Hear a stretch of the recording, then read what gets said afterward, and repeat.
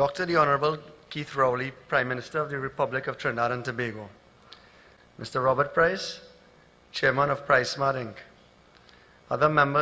other government officials, members of the business community, specially invited guests, members of the media, distinguished ladies and gentlemen, let me begin by congratulating the awardees, with a special mention of Mr. Arthur Lockjack, who we are honored to celebrate. Now, I'll just note, Uncle Arthur, I think you mixed up the speeches and you took my speech there. But I did prepare a backup, so we're all right. Mine was shorter. You added to it. But I'm indeed pleased to be here with you today on this special occasion. I'm proud to be part of this event, which brings together manufacturers from across the nation to celebrate our achievements. The people in this room have made immense contributions and showed unwavering commitment to the socio-economic development of our beloved nation, and for some of you, several decades. Trinidad and Tobago owes you all a great debt of gratitude for your commitment, demonstrated by your respective investments in our economy. Our future depends on people like you who are invested in nation building. I'm optimistic about our future. I'm pleased to say that the TTMA has been in discussions with the government through the Minister of Finance and the Ministry of Trade and Investment and Industry in order to have our concerns acknowledged and addressed. We've discussed with government and among our membership the increasing challenges to be competitive in export markets, to access adequate foreign exchange, to buy raw material. We talk about the problems we're having in respect of VAT refunds and the strain that this places on our cash flows. And we discuss the importance of the creation of an enabling environment through incentives and other measures to increase exports, which will generate much needed foreign exchange. We have recently returned from a trade mission to the Dominican Republic with the view of increasing the value and growth of the manufacturing sector. This was a continuation of our focus on Latin America, as we have also hosted trade missions to Cuba and Panama as well. Of note, our Trade and Investment Convention in July of this year was the largest show we have ever hosted with almost 12,000 attendees. All of this during a time of recession. Just 2 months later, on the heels of TIC 2017, we launched a Trade and Investment Convention 2018 with a theme entitled New Horizons, New Opportunities, and we expect an even greater participation. As I said, I remain optimistic. Most entrepreneurs would tell you in times of difficulty and increasing challenges, we are forced to be innovative and find the opportunities. Since the economic downturn came to the forefront, the manufacturing industry has been called to lead the diversification of the economy. We are aware that our natural resources are dwindling, and successive Ryder Scott reports have attested to this. This, coupled with low prices on the energy market, is not good news for our economy. Most of us were here last Wednesday when the government presented the reality of the energy sector. I think we can all agree it was dismal at best. Regardless of this, many countries across the world have not been as blessed with natural resources and have strived and excelled in many industries. So where have we as a nation fallen short? Indeed, ours is an educated society with free schooling available to all. Diversifying the economy through the harnessing of the intellect and skills of our people should therefore be quite easy. However, it is not. In this economy and at this juncture, we should all be working towards building something together, realizing our education is free. Realizing the critical position our country is in.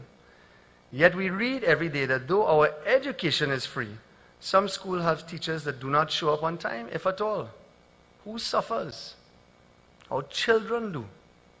These children grow up to achieve little, and are somewhat unemployable in many sectors.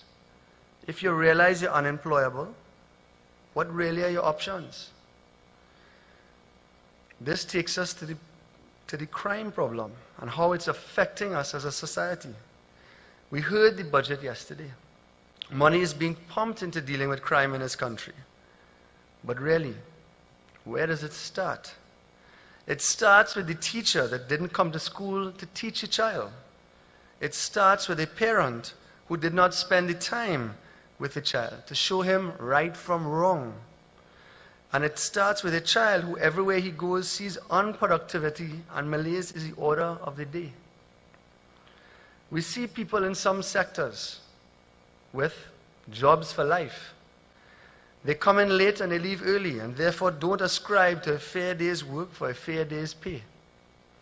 I'm not talking about rocket science here, but if we can get this right, our society and our economy would be immeasurably improved. This brings me to the notion of nation building. Nation building is important to us in the business community, but it is not only up to us to build a nation. It is up to everyone who lives in society, in this society. For some reason, everyone seems to be looking to someone else to build a nation. And let me add, nation building includes when you as a consumer read on the back of a product and it says made in Trinidad and Tobago. You're supposed to be feeling a sense of pride. To some, you might believe that made in Trinidad and Tobago isn't a prestigious thing. After all, we believe foreign thing is best, right? Wrong. Let me be clear. Supporting a Trinidad and Tobago manufactured products means we are supporting us as a nation. We are supporting our economy because when we manufacture here, we do not put undue strain on our foreign exchange reserve and the balance of payment position. We are supporting employment of almost 60,000 people in the manufacturing sector. These people are our brothers, sisters, aunts, uncles, children, and parents. We are keeping people in sustainable employment, which keeps people out of criminal activity, and this can benefit us all. We are supporting each other for a stronger economy and a better society. Some countries are so proud of anything made local, and we need to get there. This is a major part of nation building. We must take pride in building this society and want to be part of something great. Many of our citizens go abroad to live and work. We all meet them when we're overseas. You can't miss the Trini accent. Their diligence is unmatched. They obey the laws. Their productivity and dynamism are a force to be reckoned with. Why can't we do that here?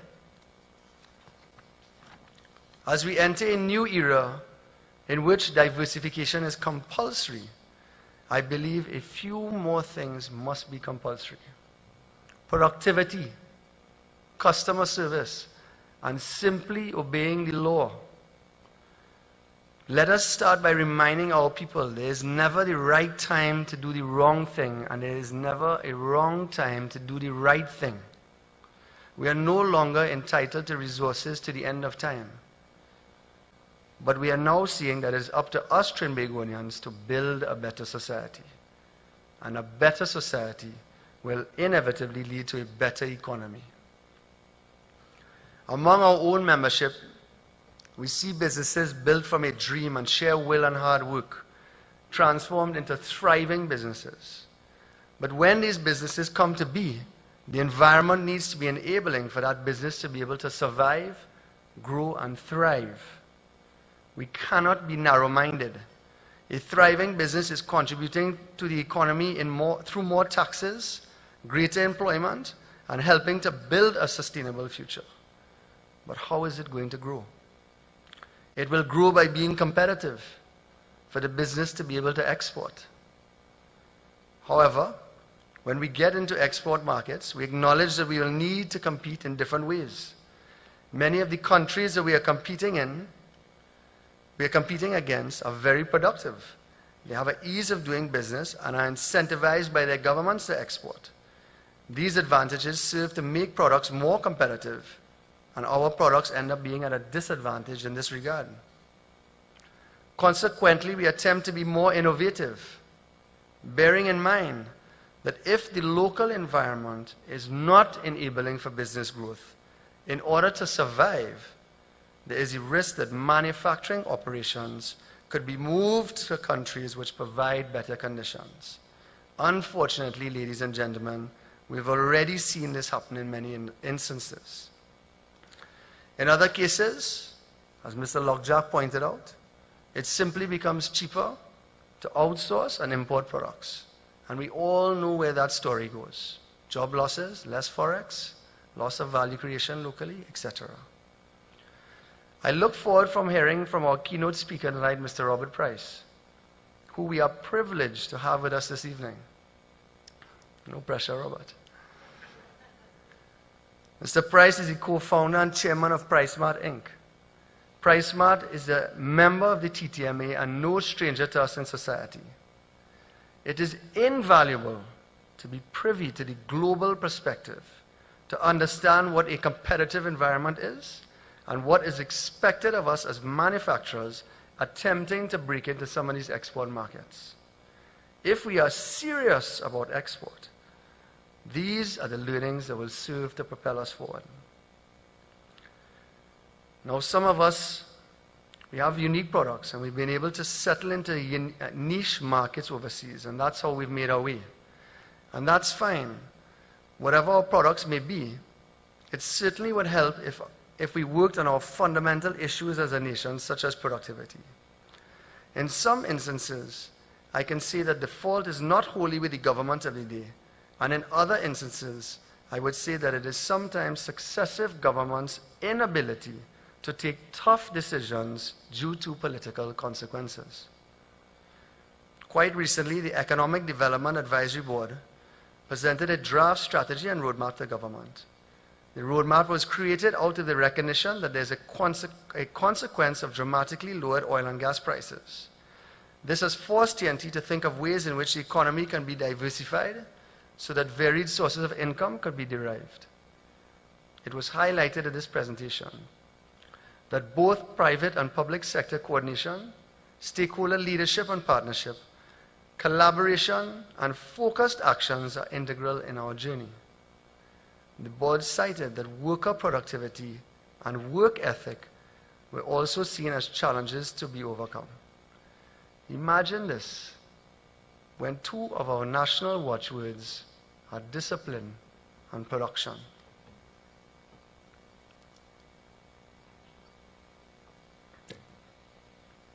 Among the 7 industries identified to drive diversification, the first one, manufacturing for export. One of our goals at the TTMA has been to facilitate manufacturers in the process of getting their products to export markets. Part of this process is working hand in hand with the government to ensure that we can drive competitiveness to increase production, lower their cost per unit, and export further. But it doesn't benefit, when the government agency designed to facilitate this process end up being counterproductive. However, in recent times, we have very much intensified this thrust in collaboration with the Ministry of Trade, with the realization that our economy urgently needs foreign exchange. I implore each manufacturer, search within yourselves and determine what are your impediments for entering a new market. I've said it before in TIC, and I'll mention it here again. In the local market, we may be fierce competitors, but in the global market, there's room for us all. Let us think about what makes your products unique and get your products onto the world stage. Diversification needs an all-hands-on-deck approach. I should note we had a little good news last week when the latest World Economic Forum's Global Competitive Index was released. We moved up 11 spots from position 94 to 83. We showed as a country in transition, moving from stage 2 of development to stage 3. However, I would like to mention that poor work ethic in the national labor force remains our biggest impediment to success. Government bureaucracy ranked number 2, followed by corruption third, FX regulations and crime tying for fourth, as problematic factors for doing business in this country. Unfortunately, I have not seen a more accurate depiction of the challenges we face as manufacturers, and I found these were important to note. The productivity story is very relevant to the manufacturing to export notion. I would like to say that the issue of productivity is one which I pay close attention. As if we all work in a pay-for-performance system, we would see a different Trinidad and Tobago. Unfortunately, in the public sector and in some private sector companies, we do not have the will or the IR climate to implement some of the measures. For workers to deal with consequences, our trade unions need to commit to nation building and must be reasonable and fair-minded. With regards to our manufacturing sector, there are still some methods to be employed which will get more productivity from your teams. Low productivity is a management issue, not an HR issue. Truly meaningful engagement of employees can have a direct impact on improved work ethic, increase productivity, and serve to reduce absenteeism. Our goal should be to create improved organizational culture that encourages employees to want to come to work and produce. Instead of trying to control and command teams, try training, building, and protecting your people. Indeed, this is a contemporary way of managing teams and will undoubtedly result in a cultural transformation. We must hold employees accountable, but also reward them for a job well done. Let us remember, manufacturers cannot make government policy. We could influence it, and we could certainly do our part in the nation-building process. We should all recognize that if we are to move forward in this journey, change is essential. Mindset change across all industries in private and public sectors are essential in cultural realignment towards a more productive society. George Bernard Shaw said it best: progress is impossible without change. And for those that cannot change their minds, cannot change anything. I thank you for your captive attention. Please enjoy the rest of the evening.